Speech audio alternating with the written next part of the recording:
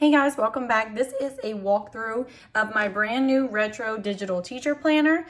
This one is dated for July 2022 through June 2023. It does have free yearly updates. This is the iPad Pro that I'm using it on using GoodNotes 5 app, but you can use it on any other PDF annotation app, and you can also use it on a tablet as long as you can annotate on a PDF.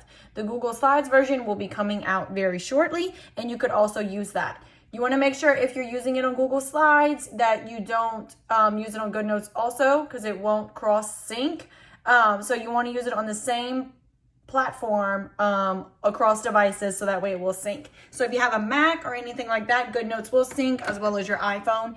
Google Slides you can always download on your iPad and then have it on your computer, and that will sync for all Google Slides.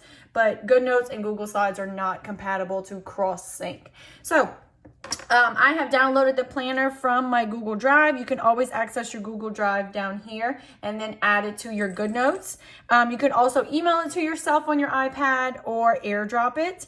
But I have already imported it into into GoodNotes. So we're going to go ahead and do a walkthrough. I'm going to try to keep it as quick as possible. So I apologize if you feel like I'm talking too fast, but I don't want to have anybody be afraid of how long the video is.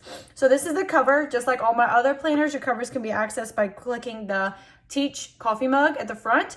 On your planner, you have your dates as well as your linked tabs. These tabs can be used for whatever you see fit. So if you host, if you sponsor a club or something else, then maybe you want to make a tab for each one. And I'll talk a little bit about that when we get to the index. Your index button, stickers button, and to-do list button are also accessible on every single slide, as well as your Google Drive button. So when you open it up, you will see that the months are up at the top. So that will bring you to every month. The 5 customizable tabs will stay on every slide as well. So if you know the blue is for the club you sponsor, then you'll know it's right there. And then along the side, what I've made different was this planner is have things that are consistently used. So these are the most used things that I use in my classroom this year. So we have your grade book, your lesson plans, your data, groups, your documentation for it and your planning for it, your student information, professional development, meetings, and standards. So all of those can be accessed through any page in the planner by clicking on the tab. When you slide through, I have just a quick access to access any video tutorials or anything else. So that way you're not trying to figure out exactly how to use digital stickers or anything else. My link to my YouTube channel with all my tutorials is right here. From there, you have the year at a glance. And if you click on the actual months, it will bring you to that month. So it's the same thing as clicking here. Let me go back. So all of these are clickable and will bring you to the months. And then you also have the calendars kind of at a glance. I use this page to actually take a screenshot of my district's calendar. And I use that as I'm planning. So that's just one thing that I do. Then after that, you have your index page. So let me go ahead and put this.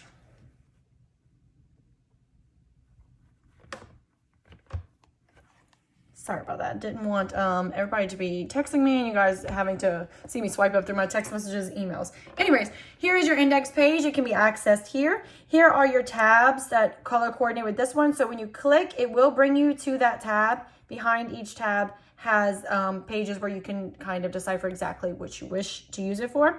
So what's one good thing is that you can write on these tabs. So let's say you want this to be for the Girls on the Run club that you sponsor.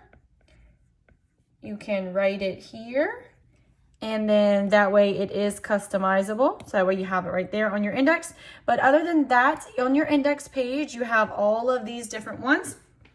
Your schedule, daily plan, passwords, weekly plan, yearly plan, student roster, parent meetings, conferences, communication, transportation, observations, seating charts, absences, birthdays, projects, behaviors, safety, and extras. So I'm going to go ahead and talk about the months real quick before we get into all these different types of forms. So very quickly, every month is linked up at the top. Every month is set up the same. When you click on a date in that month, it will bring you to that week's planning schedule. So no matter where you are in the month, it will bring you to that page. If you go to the monthly calendar and you swipe back, you will have your planning page for that month. So at the bottom, I decided to add a habit tracker. So let's say this month you are working on hydration. Hydrate. Then you can write that and then color it in as you do it. Or I like to use the highlighter tool because it's transparent. So that's just one little way to plan out the month. A lot of people like the reflective tool with the month. So every month is set up the same. You have a notes section and then it's followed by 5 weeks worth of planning. So you can plan this way. If you don't like the horizontal planning, in the lesson plans and the extras pages, there are other setups that you could simply just paste on top of these and use them every week if you wish. Okay, so that's all of the monthly tab. So now we can go ahead into our index. When you click on the index, the first one is schedules. So on the schedules, well, real quick, everything here is going to bring you to a cover page. That cover page is linked to the index. You don't want to delete any of these because it will break the links. So if you delete any pages that's directly linked to, the links will obviously be broken. So it brings you to this first page. You have your daily schedule template, your specials schedule that you might want to copy and paste in here. I know that my principal gives me a special schedule at the beginning of the year, and I usually just take a picture of it and insert it so that way I can find it, because when I'm trying to get my children to the right spot, I don't want to go look in a filing cabinet or anywhere for a paper. And then I have a blank schedule, just in case you have a virtual schedule or hybrid or anything else your school may be doing. I know after Hurricane Ida this year, our high schools went to abbreviated schedules, so this possibly could be something they use. So that is schedule. After that, you have a daily plan template.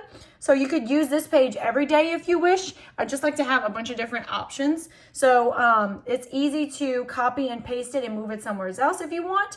But again, it's going to link you straight to your daily plan, so you don't want to delete this page. After that, you have your passwords template. So I have tons of places for you to write the website, your username, and your password, all linked in there.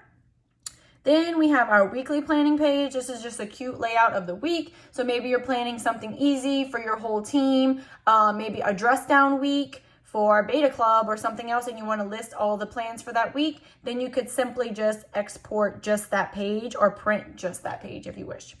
Okay, so that is your weekly plan. After that, we have yearly plan. This is something that I use often at the beginning of the year to pace out how I'm going to get all of my things done before state testing with the calendar holidays included. So I'll usually fill this out first. Like we're going to do benchmark testing, and then we're probably going to start our first chapter. I can't forget about Labor Day in September. So that's what I use the yearly plans for. After that, you have your student roster, which if you have more than one class, then you'll probably want to duplicate this page.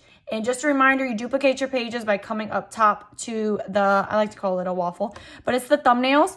And then you will either duplicate or you can select and then press copy. And then after you've copied it, you want to add page after or before. And it will, if you do it that way, it will keep all of your links working. So that way no links get broken. So in your student roster pages, you have their number, name, birthday, transportation, services, and notes. And I know it may look a little small, but I just like to really zoom in when I write. And I'll just write someone's name really small. I always use my husband's name because, you know, it's just easier. So you just write their name, and of course, you can use this for more than one class. So go back to our index. After student rosters, we have parent meetings. So the parent meetings, we have just kind of things that we meet about. Maybe it's multiple parents. It could be a committee or oh my God, I'm at a loss for the words. Parent committee. So that could be possibly what this is for, or maybe just a few parents for a field trip. So you could use that meeting notes. Then we have conferences.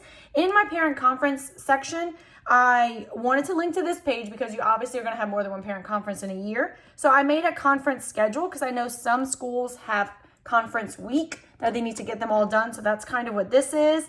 And then we have parent-teacher conference notes. So what I do like about the notes is that I always like to start with a student's glow. What does the student do well? Before we go into talking about what the student can work on, I like to list something that they're great at. So then I kind of talk about this.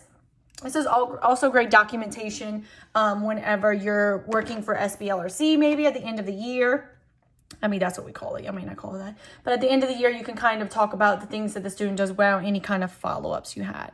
So that's conferences. Under communication, kind of just a simple place where you can document who you talked to and what was the communication form. So again, if I called his parent, I would just write his name, whether it was good, bad, or, you know, things we need to work on. You want to put all of that right there. So that's your communication. Then we have transportation. So I have car riders and walkers, and I would use this for buses, but I know some schools are different. So if this was buses, then I would just probably portion this off into different, however many buses you have at your school. After transportation, we have observations. We do a lot of peer observations at our school, so this is probably what I would use it for, or maybe if you're an administrator, or maybe you're observing a student. Whether that be, you know, a 504 student, a 1508, or anything like that. You could use this for any observation, I guess you see. Then we have the seating chart section. This came in handy during COVID when we did a lot of contact tracing. I could simply just come here, press share, and just print this page, and I would often send it down to the office, God forbid, when I needed to. And once I drew in my desk, it was much easier just to erase and move children around instead of writing it out every single time. Also did the same thing for state testing because we had to turn in a seating chart.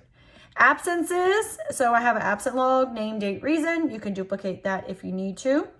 A birthdays log, I have two different ones. We have just kind of a yearly plan, and then we have a list. So that way you can search each child if you need to. Then we have project planning. I did like project plans. Maybe you have a team at school you're working on, and then I thought maybe it just might be easier if you had like goals and tasks that you needed to do. Then there is my behavior log. Name, date, behavior, next step. So maybe if you do conduct grades or anything like that, I know some schools focus on that. I wanted you to have a place to put it. Also, if your school has a certain behavior plan that they need to do, then you could just screenshot that page and insert it, which is probably what I will do because I know my team likes to be consistent. But the good thing is if you put it in this behavior section, you could easily access it by putting it on this page or inserting a blank page behind it. After that, we have our safety, which different procedures and drills, and I left some blank just in case there are some drills you wish to add. Like hurricane would probably be something I put because that's a different kind of thing. Then we have the extras pages, which is probably my favorite page. Any of these extras pages, as well as the rest of the planner, can be moved to any other page that you wish. So this is something that you may look for if you're creating like a list of students. You can move this anywhere. So you could easily, and any of the pages can be moved like this as well. So you would go into your annotation toolbar. Annotation toolbar means I can write. And what I would do is just lasso around what I want to copy. And I'm not great lasso when I'm quick. Tap. You want to take screenshot, share, and copy. Okay. So then maybe I want to insert it here, just for example. I'm going to paste it. Sorry, didn't mean to do that. I can then resize it like so. I can also crop it to make it more of a perfect square and move it wherever I need to. So if I wanted to move it again and delete it if I wanted, or if I wanted to actually copy it, I could do that too. Oh, okay.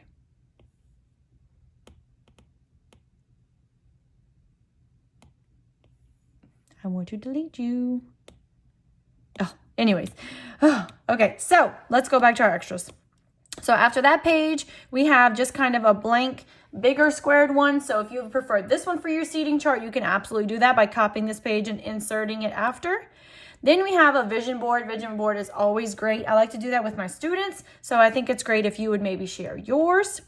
Then I have a reflection. A lot of teachers said that they like the daily planning sheets and some of my other ones because it gave them a chance to reflect. So you would use this page if you wish. And then there's also like a weekly planning template just in case you wanted that page. After that, we have a basic notes section. Again, you would just copy and paste this page. If you want all of it, then you would just hit duplicate or copy from up here like we had before, duplicate. Or if you wanted to copy it, you would copy, and then that's when you would probably go somewhere else. So if you hit copy, it takes like just a little bit longer because it's copying all the links. So don't think your iPad's doing anything wrong if it takes a minute to copy. So we have this notes page. Then we just kind of have a blank section because maybe you're putting students into groups for a field trip or so on. These sections are cute. This is a nice little maybe to-do list type or notes one. Again, you can copy and paste just those areas and move them somewhere else in your planner. Maybe you just need it for 1 week. Maybe you just want this section every week. You can copy and paste it. Then they have this kind of blank, I guess just listings. This is kind of like the safety page, but I thought like the colors looked great for making groupings. Then I have a Sunday through Saturday planning because I know some people like to plan this way. So if this is the type of plan you wish, you could always copy and paste that. And I'm going to talk about the lesson planning if you like to plan this way as well. Then we have just the dots like we've done before. Some people like their seating chart that way. Closer together dots, lines, more lines, squares, smaller squares. And then we have our digital stickers. So your digital stickers are included in 2 different ways with this planner. They're included in the old-fashioned way that I've used where they're all here and you would simply just lasso around that sticker that you wish and tap, take screenshot, share, copy, okay? And then when you hold down on the screen, again, you could paste it just like that. But as you can see, the background is it's not transparent. So you can crop it by freehanding it, which some people prefer to do. And then as you can see, the back is a little less. Or in your Google Drive folder where you downloaded your planner, there were stickers. So there were individual images of your stickers. So if you wish to do that, you can access that from your Google Drive. So once it's in your Google Drive, you will then go to your files. Nope. Go to your files. I'm not doing well with this. Let's go to my Google Drive.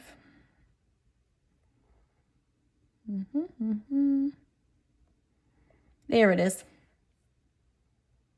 Okay, so you would go to your folder on your Google Drive and then you could use it. So let's say you wanted one of these stickers right here. The first day of school, it's the same one right here. You would just click and drag it. And then now it has a transparent background. So you could insert it that way, or you could do the old-fashioned way and just simply take the screenshot like before. So just like I normally have, all of the lifestyle stickers are included. I tried to make them match as close to the theme as possible. I also have some blank ones. If you see this colored rectangles, I tried to make it as easy as possible to create your own stickers if you wish. So all of those are included as well. So there's your stickers, and you also have your to-do list here. So the last thing I kind of want to talk about is your tabs on the side. So the grade book, you know, is always my favorite. The grade book, there are 6 different classes for each one. So when you click on it, it's going to bring you to that class. This is one whole class. Don't think this is one class and this is another class. It's all together. So what happens is sometimes students move, students gain, and I end up coming and adding more kids here, which is fine because all of this is linked for one class. So whenever I go back to gradebook, I'm here. And then this is 1st, 2nd, 3rd, 4th, 5th, 6th. So if you teach 6 classes or you teach 6 subjects, you could all label them. So real quick, this is how I set mine up. I know that this one is going to be for the first 9 weeks, and I would probably write that a little bit cuter when not rushed. The first 9 weeks, and this is going to be for block 1, There is a sticker if you wish. Block 2 and block 3. So as I'm going through this, this is going to bring me to block 1. So let's say I start writing students' names and I don't want to rewrite them every single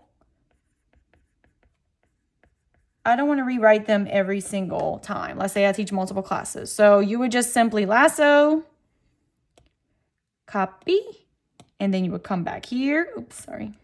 Come back here, go to block 2. So let's say this is your math or whatever, or the next 9 weeks, you can just simply copy and paste them. So don't think you need to rewrite them every single time.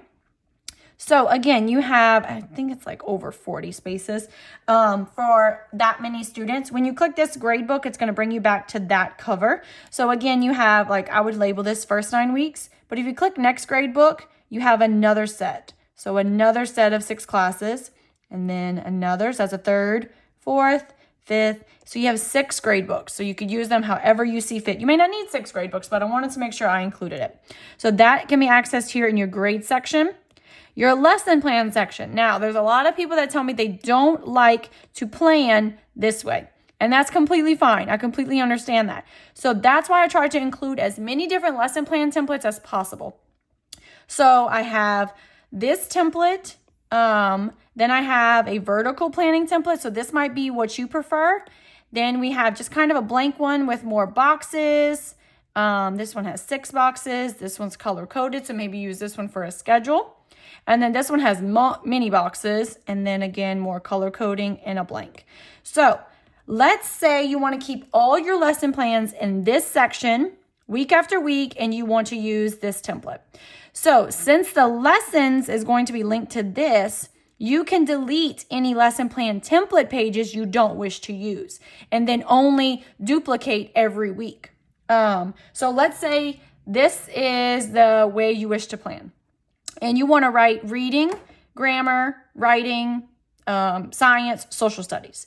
So what I would do is set it up with like a blank, maybe you have your time frames, intervention, or anything like that, without writing something for that specific week. So I would write those things out, and then I would lasso the entire page, copy it, and duplicate it. Or you could just duplicate it here. So if you duplicated a bunch of them, then all your lesson plans would be in one section. Let's say you want this template, but you want it to be behind the calendars. You could do that as well. So you would lasso. Again, I'm a better lassoer whenever I'm not trying to hurry. Okay. You would lasso and take your screenshot, copy. So this is the planning page I want every week. I want this planning page every week. I don't want to have the horizontal planning like what was included. So I would just come here, paste. And again, if I don't, oh, it doesn't like me, does it? Let's go back. All right, paste. And let's say I want to crop to where it's like fitted a lot better. So I don't want all this. So I would just kind of freehand around that. I'm not that great at it. And then once I insert it, I can make it fit over the page. Here we go. Obviously, that would be better. Okay. Okay.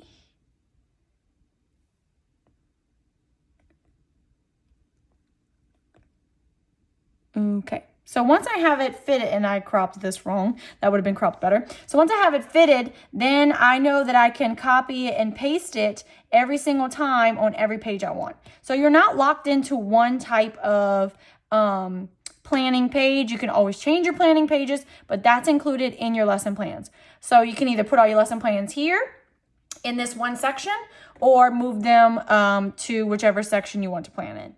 After that, you have your student data, which is super easy to duplicate and use for multiple students. So I'm gonna go ahead and write, you already know what name I'm writing, okay? So, and I'm gonna show you why I'm writing his name in just a second. So that's the student data. So that's all linked right here. You could duplicate this page. Your groups. So I have a small group documentation. So sometimes I do this for like my block 1 pink group, block 2 red group, and so on. I just like to have their names linked. This is how I document certain students, or maybe you want to document your pink group or your purple group. And then you have your planning. So that's all under groups. Then you have your student information.